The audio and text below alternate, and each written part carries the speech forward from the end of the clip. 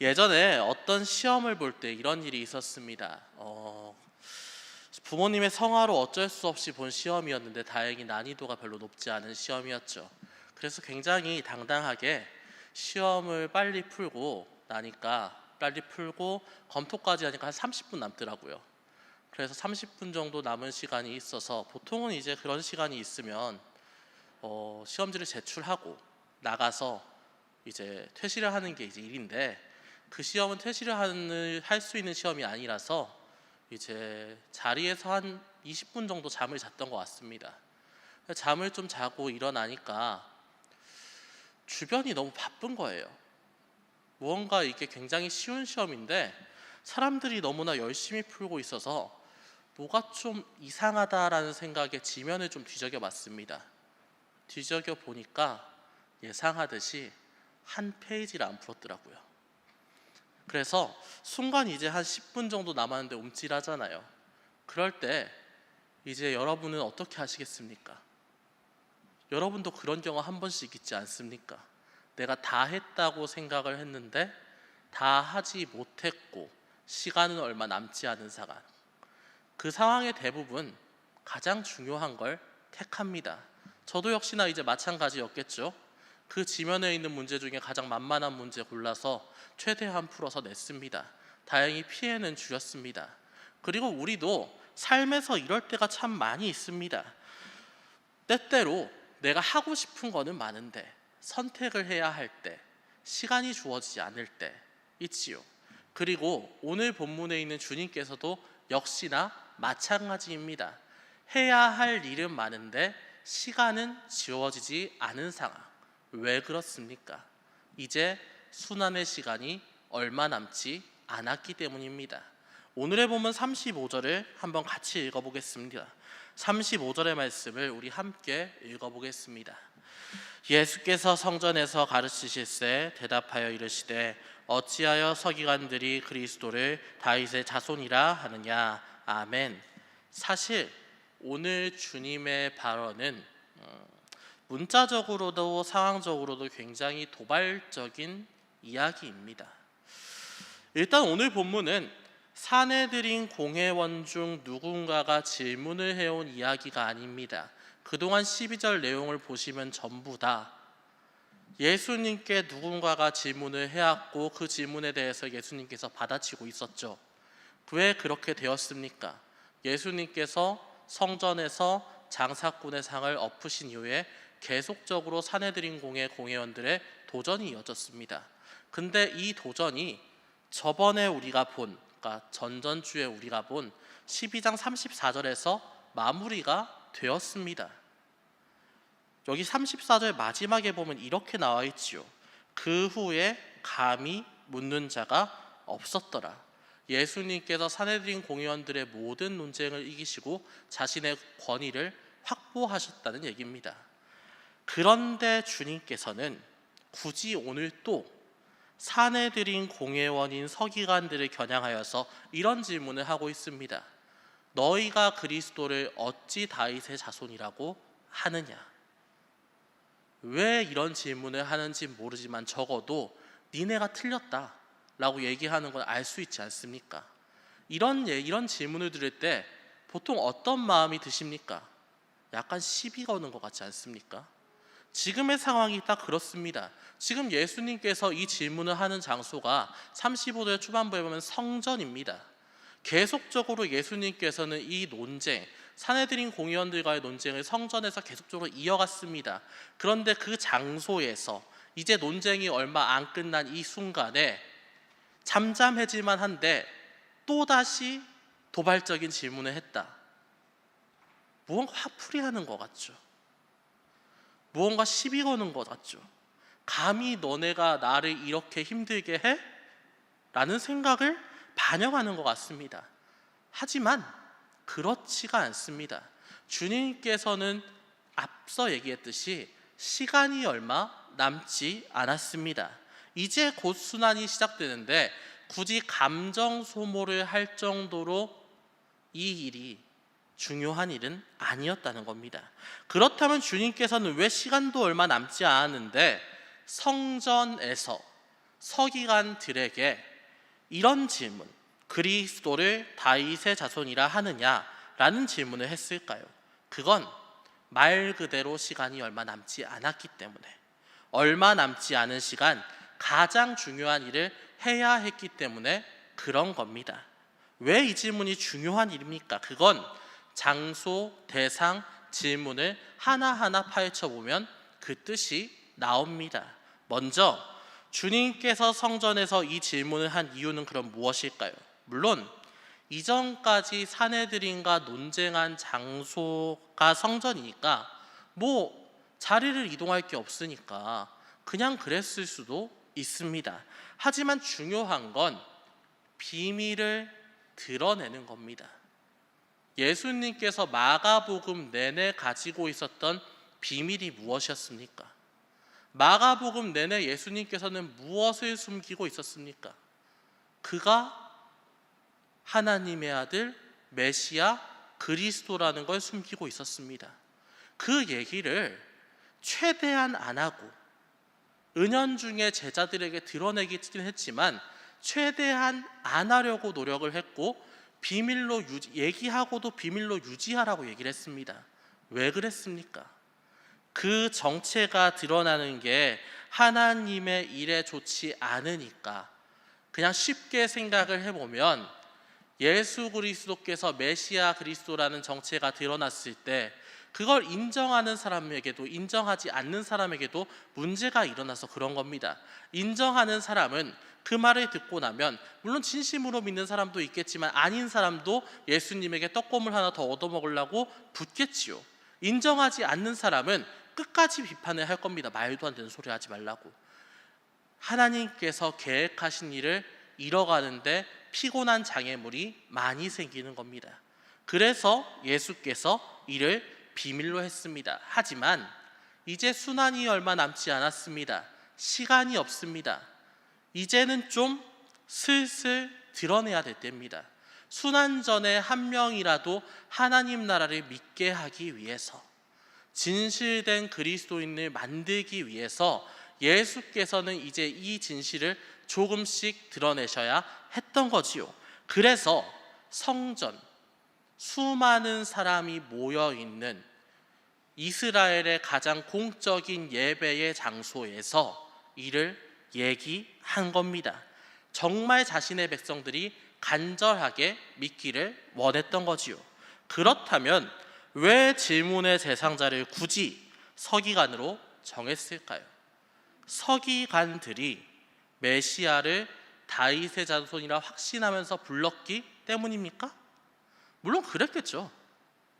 이때는 서기관뿐만 아니라 대다수의 유대인들은 메시아는 다윗의 자손으로 오실 거라고 확신했습니다. 확신하는 정도가 아니라 당연하다고 생각을 했죠.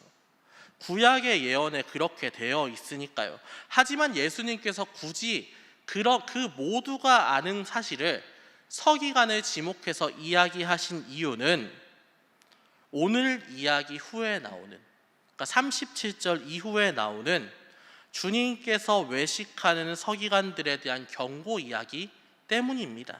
39절을 보면 사회적으로 높은 지위, 명예, 권력을 탐하여서 외식하는, 그러니까 외식이라 하면 밖에서 밥 먹는 것 같으니까 가식 떠는, 무언가 있는 척하고 대접받고 싶어하고 무언가 잘난 척하는 이 서기관들에 대한 비판을 하신 적이 있습니다. 그리고 또한 이 서기관들을 비판한 이유는 그 서기관들만 비판하기 위해서가 아니라 당시 지배층 대부분이 이러한 문제를 가지고 있었기 때문이죠. 당시 유대인들의 지배층은 대부분 종교에 관련이 돼 있는데 이 하나님 잘 믿는다는 사람들이 하나님 잘 믿고 잘 해야 되는 행위를 하는 게 아니라 세상적인 것에 신경을 썼으니까 지배하고 대접받고 있어 보이고 명예 챙기고 하는데 신경을 썼으니까 그거 하지 말라고 하기 위해서 서기관을 지목했습니다. 왜냐하면 서기관은 저저번 주에 한번 얘기했지만 서기관은 율법을 해석하고 백성들의 삶에 율법을 적용시켜주는 사람 아닙니까? 가장 말씀대로 살아야 하는 사람이 가장 외식적이다 라는 것을 단적으로 보여주는 것이죠. 그리고 오늘 본문도 마찬가지의 맥락에 역시나 있습니다. 누구보다 말씀을 알고 해석에 따라서 삶에 적용시켜야 하는 이 서기관들이 어찌 메시아 그리스도를 다윗의 자손이라 하느냐, 어찌 니네가 이 잘못된 것을 너무나 당연하게 생각하느냐 물은 겁니다. 쉽게 말해 모두에게 물은 것이지만 상징적으로 서기관에게 지목한 거지요. 니네가 지금 잘못된 걸 전파하고 있는 거 아니야, 너희가 그러고 있으니까 다 그렇게 믿는 거 아니야 얘기하는 겁니다. 더 나아가서 너희가 그렇게 살면 안 된다, 너희가 여기 이제 해석을 보면 더욱더 잘할 수 있는데, 너희가 더 세상적으로 살지 말고 하나님 쪽으로 나아가야 한다는 의미를 담기 위해서 이 얘기를 했습니다. 그리고 마지막 질문, 왜 그리스도를 다윗의 자손이라 하느냐, 왜 이 질문을 했을까요? 그건 유대인들이 너무나 당연하게 잘못된 걸 맞았다고 생각했기 때문입니다. 물론 메시아는 다윗의 자손으로 나타날 겁니다. 나타나셨죠. 예수 그리스도도 역시나 다윗의 자손으로 태어났습니다. 그런데 문제는 유대인들이 자꾸 이 말씀을 자신들의 현실과 연관시키는 데 있었습니다. 어떻게 연관을 시켰느냐? 구약에 분명 메시아는 다윗의 자손으로 온다고 했다. 그게 무슨 말이냐? 그러면 메시아는 다윗의 왕국을, 다윗의 자손으로 왔으니까 분명히 다윗의 왕국을 세울 사람일 거야. 우리가 가장 잘 나갔을 때, 선민으로서 가장 영향력을 나타냈던 시기, 그때를 다시 중흥시켜 줄 거야. 우리가 그 메시아께서 우리에게 오시면 우리의 삶이 분명히 나아지고 우리의 바람을 들어주실 거야. 이게 당시 서기관뿐만 아니라 이스라엘 백성들이 가지고 있었던 생각입니다. 흔히 조금 유식한 언어로 말해서 정치적 메시아, 군사적 메시아라고 했지요. 메시아는 정치적으로 이스라엘을 강대국으로 세우실 것이다. 메시아는 군사를 일으켜 우리 이스라엘을 이방 족속의 압제에서 벗어나게 할 것이다. 그런데 진짜 그 메시아가 그런 분입니까? 그런 분입니까? 그리스도는 그저 이스라엘 백성들의 바램을 들어주는 민족의 신입니까? 그거 아니지요. 그분은 창조주 하나님의 아들, 만유의 주제이시고 만유를 다스리시는 하나님의 아들이시고 하나님과 동등한 분 아니십니까? 그래서 주님께서 질문을 한 겁니다. 이제 좀 너희가 생각하는 메시아 그리스도, 우리가 메시아 그리스도를 너희 틀에 가두어 놓고 너희 소원을 이루는 무슨 산신령 같은 존재로 쓰지 말라라고 오늘 본문에서 얘기를 한 거지요. 그리고 우리도 이러한 모습을 보일 때가 많습니다. 이스라엘이 말하는 정치적 메시아, 군사적 메시아는 왜 문제입니까? 하나님은 이스라엘만 이롭게 하는 분이다 라는 생각 때문이었습니다. 하나님께서 이스라엘만 돌봐주신다. 그러면 유일신 하나님께서는 그 당시 저 이방의 신들, 과거부터 그때까지 바알, 아세라, 마루둑, 제우스, 헤라, 아르테미스 뭐가 다른 겁니까? 그 신전에 가서 무릎 꿇고 그냥 제사하고 그 다음에 내 소원 빌어주세요 하는 신이면 도대체 하나님은 그들과 뭐가 다른 겁니까? 단 하나도 다르지 않은 겁니다. 근데 유대인들이 그 행위를 했다는 거죠. 자신들의 신은 유일신이고 나보다 훨씬 더 뛰어나고 내가 생각할 수 없는 것을 생각하는 대단하신 분인데, 그 대단하신 분은 내 것만 이뤄줘야 된다, 딱 내 틀에 가둔 겁니다. 내가 생각하는 게 옳은 거니까 신은 나의 바램을 들어달라 얘기한 거죠. 그런데 이거 잘못됐다는 거 아는데 우리도 사실 그러고 있지 않습니까? 내가 원하는 게 되면 하나님 감사합니다. 내가 원하는 게 안 되면 하나님 왜 이러십니까? 많이 하지 않았습니까? 굉장히 많이 하지 않습니까? 저 포함 여기 있는 그 누구나 이런 경험 있습니다. 그렇다면 왜 그러는 겁니까? 인정하지 못해서 그러는 겁니다. 하나님께서는 천지를 창조하시고 만유를 다스리는 분이신데 분명 나보다 훨씬 더 높으신 뜻을 가지고 세상을 운행할 텐데 이것을 이론적으로만 알고 그 생각보다 내 생각이 훨씬 더 중요하니까, 내가 인정받는 게 중요하니까, 하나님 인정받아봐야 내 인생에 별로 이룰 거 없다라고 생각하니까 이 사실을 인정하지 않는 겁니다. 하나님에 대해서 인정을 한다면 내가 무릎 꿇어야 되는데, 내가 따라야 되는데 그러지 못하는 겁니다. 그렇다면 그런 사람은 어떻게 해야 될까요? 우리 36절을 보시면 주님께서 어떻게 해야 되는지 말씀을 하고 있습니다. 36절을 우리 함께 읽겠습니다.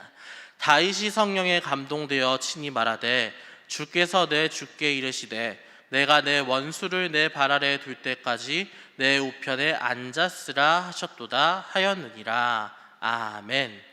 이제 예수께서는 앞선 질문에 답하고 계십니다.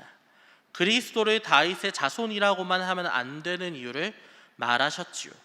그리고 이 대답은 시편 110편에 있는 다윗의 시를 인용하고 있는 겁니다.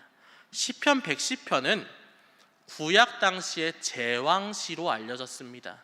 제왕시라는 것은 쉽게 말하면 하나님 우리의 왕을 세워주셨는데 우리의 왕을 통해서 우리 민족을 일으켜 주시옵소서, 보호하여 주시옵소서, 하나님께서 분명히 그렇게 하실 겁니다 간청하고 빌고 확신하면서 쓴 시입니다. 그리고 이 110편은 그 예배 때, 제사 때마다 읊조려지는 시 중에 하나였지요. 그래서 이스라엘 백성들은 36절 중반에 나오는 주께서 내 주께 이르시되라는 본문, 내 주 하나님, 이 본문이 110편 1절에 여호와께서 내 주께 이르시되 이렇게 하실 겁니다. 하나님께서는 우리 주를 오른편에 앉히시고 우리 민족을 이롭게 하실 겁니다. 이런 내용이 나옵니다. 근데 이 내용을 이스라엘 백성들은 내 주 하나님께서 우리의 인간 주인 되는 왕에게 이르시되 이 왕을 통해서 이렇게 할 겁니다로 해석을 했습니다.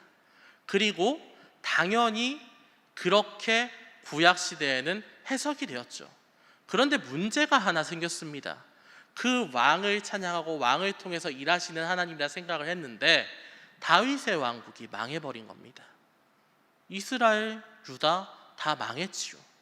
그래서 그때부터 이제 어떤 생각이 드느냐, 그럼 하나님께서 우리를 버리신 거냐, 그러면 하나님의 말씀이 맞지 않는 거냐, 그거 아니다, 여기 있는 내 주는 메시아 그리스도 아니냐, 그 생각이 그 망한 이후부터 공백의 시기를 지나 지금 신약시대까지 전달이 된 겁니다.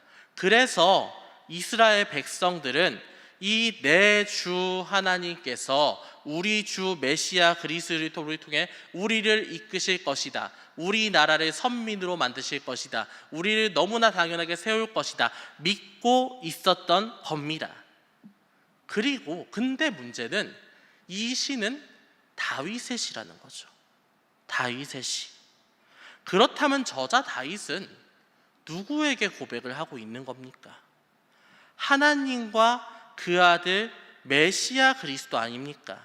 다윗이 그리스도를 자신의 주인으로 고백했다. 그렇다면 그리스도께서는 다윗의 핏줄에서 나왔다 할지라도 다윗의 자손에 종속되는 게 아니지 않습니까? 다윗 왕국을 위한 사람은 아니어야 하지 않습니까? 메시아 그리스도가 다윗의 왕국의 뜻에만 타락할 필요는 없는 것 아닙니까? 그래서 메시아 그리스도를 그저 유대인, 이스라엘 백성들 안에 종속시키려던 그 생각이 잘못된 겁니다. 그래서 예수께서 이렇게 얘기하시죠. 37절입니다. 37절의 말씀을 우리 함께 읽어보겠습니다. 다윗이 그리스도를 주라 하였은즉 어찌 그의 자손이 되겠느냐 하시니 많은 사람들이 즐겁게 듣더라. 아멘. 여기서 우리는 많은 사람들이 즐겁게 듣더라에 주목을 해야 합니다. 오늘 우리 주님의 말씀은 타당합니다. 메시아 그리스도께서는 더 큰 일을 해야 한다. 너희는 다윗의 자손이라는 단어에 갇혀서 메시아 그리스도를 잘못 해석하고 있었다. 그러니까 너희는 그 메시아 그리스도를 따라라. 이 해석 너무나 맞습니다. 타당합니다. 그리고 즐겁게 들었더라? 수긍했다는 이야기입니다. 수긍했다. 어떻게 수긍했느냐? 그 백성들 무리들이 듣기에도 저분의 말씀이 너무 맞는 것 같아. 예수께서 메시아는 모르겠지만 저분의 말씀이 맞는 것 같아. 저분의 말씀은 통찰력이 있어. 내가 들어도 너무 확게 수긍했습니다. 근데 중요한 건 수긍한다고 해서, 동의한다고 해서 그 말씀을 실천하며 산 거는 아니라는 거지요. 순환의 길로 걸어가기까지 주님께서는 계속 사실 오늘 같은 말씀을 하셨습니다.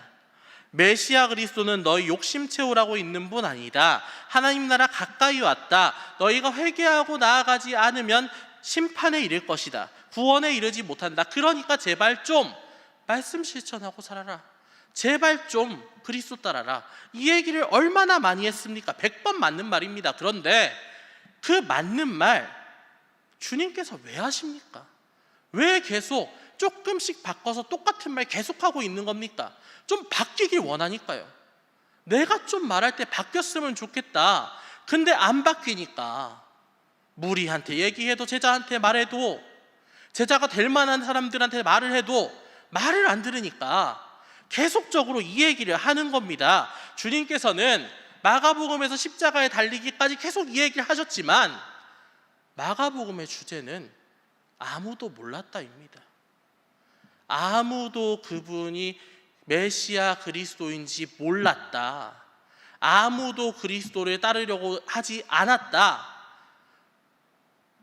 모두에게 가르쳐 주었으나 결국은 그들의 관심은 세상의 것이었다. 그래서 제자들조차 십자가에 달린 이후, 주님께서 죽으시고 부활하신 이후에야 그분이 메시아시다, 그리스도셨다 따르고 초대교회가 만들어졌지요. 아무도 몰랐다. 이게 문제인 겁니다. 그리고 이는 우리에게도 역시나 마찬가지로 적용이 됩니다. 주님께서는, 우리는 주님을 믿은 사건이 굉장히 충격적이고 기적적인 사건일 수 있지만 주님께서는 그런 일로 나를 믿기를 원하는 게 아니라 말씀하실 때, 말씀으로, 상황으로, 관계로 주님께서 이끄신다는 그 마음이 들 때 제발 단번에 알아내기를 원하시는 분이 주님입니다. 하지만 사실 대부분 그렇게 하지 못합니다.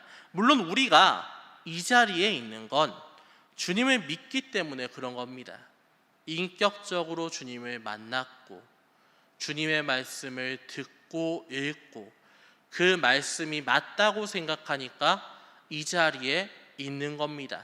하물며 맞다고 생각하지는 않더라도 들을 만한 가치는 있다라고 생각하니까 이 자리에 있지요. 그런데 오늘 주님의 말씀처럼 실천하지 않는다면, 오늘 주님의 말씀처럼 주님이 필요할 때는 주님을 이용하고 주님을 자꾸 내 틀에 가두고 주님에 대해서 온전한 이해를 가지지 않고 주님을 따르지 않는다면 그 말씀이 무슨 소용이 있겠습니까? 결국은 우리가 느꼈던, 우리가 만났던 주님은 아무것도 아니라고 우리 삶으로 보여주는 겁니다. 진짜 믿음이 아니게 된다는 이야기입니다. 그래서 믿음은 수긍하는 것, 즐겁게 듣는 것뿐만 아니라 실천하는 게 중요합니다. 삶의 방향을 바꿔 평생 그 길로 나아가는 게 중요합니다. 그렇기 때문에 바울은 선교 여행으로 그 고생을 하고도 주님께 감사할 수밖에 없었습니다. 내가 잘못된 길로 평생을 걸어나가고 있었는데 주님께서 담에색에서 나를 만나 주셔서 나를 돌이켜 주셨습니다. 주님 너무나 감사합니다. 내 인생 너무나 힘들어도 가치 있는 삶을 살았습니다 하면서 주님께서 잘하셨다고, 너무나 감사하다고 고백한 겁니다. 우리의 신앙의 선배들도 역시나 마찬가지였습니다. 수많은 순교자들이 죽음으로 나아가면서도 찬양을 할 수 있었던 것, 그것은 진짜 믿음을 갖게 해준, 내 삶을 가치 있게 만들어준 주님께 감사했기 때문입니다. 더 나아가 지금도 수많은 이들이 성스러운 주님의 길을 따르는 이유는 주님께서 진정한 나의 그리스도이시고 나의 주인이시고 나를 이끄셔서 가치 있게 만드시는 분이라는 것을 믿기 때문에 그런 겁니다. 그렇다면 여러분은 어떠십니까? 이제는 좀 결단하셔야 되지 않겠습니까? 그저 내 귀에, 물론 예배 참여하는 거 너무나 좋은 일이고 당연히 해야 되는 일이고 예배가 무엇보다 최우선이어야 하지만, 예배에 나와서 말씀을 듣는 것만으로 끝나는 삶은 허무하지 않겠습니까? 내 귀에 좋은 말씀 들었다, 그 좋은 말씀으로 듣고 나아가서 다른 일 하면서 사는 게 좋은 건 아니지 않습니까? 이젠 좀 실천하십시오. 행동하십시오. 주님께서 100번 말하는 것보다 여러분의 실천이 주님을 영광스럽게 만드는 일일 것입니다. 사랑하는 여러분이 주님의 말씀을 듣고 실천하는데 최선을 다하는 그리스도인 되시기를 주님의 이름으로 축원합니다. 기도하겠습니다. 사랑과 은혜가 충만하신 하나님 아버지, 감사합니다. 오늘 마가복음의 말씀으로 주님의 음성 듣게 하심에 너무나 감사합니다. 주님, 사실 우리는 많이 모자릅니다. 우리 주님을 다윗의 자손, 다윗의 혈통, 내가 원하는 나의 바람을 이뤄주시는 분이라고 생각하는 경우는 많았지만, 진정으로 만유의 주님으로 받아들이고 그분의 뜻을 따르려는 노력은 모자라는 삶을 살았습니다. 물론 그것을 인정할 때도 있었지만, 내 인생이 어렵고 힘들 때에 무언가 내가 바라는 게 강해질 때마다 주님을 배신하는 삶을 살아왔습니다. 주님, 용서하여 주시옵소서. 이제는 말씀으로, 그리고 그 말씀을 실천하는 삶을 살기를 원합니다. 주님께서 우리의 삶을 그렇게 이끌어 주시옵고, 연약한 우리지만 거룩한 주님의 길에 참여하여서 주님과 함께 걸을 수 있는 우리가 될 수 있게 하여 주시옵소서. 그 마음 가지고 세상을 살아나가는 우리 청년부 되게 하여 주시옵소서. 그 모든 것 주님께서 이끄실 것을 믿사오며 거룩하신 우리 주 예수 그리스도의 이름으로 기도합니다. 아멘.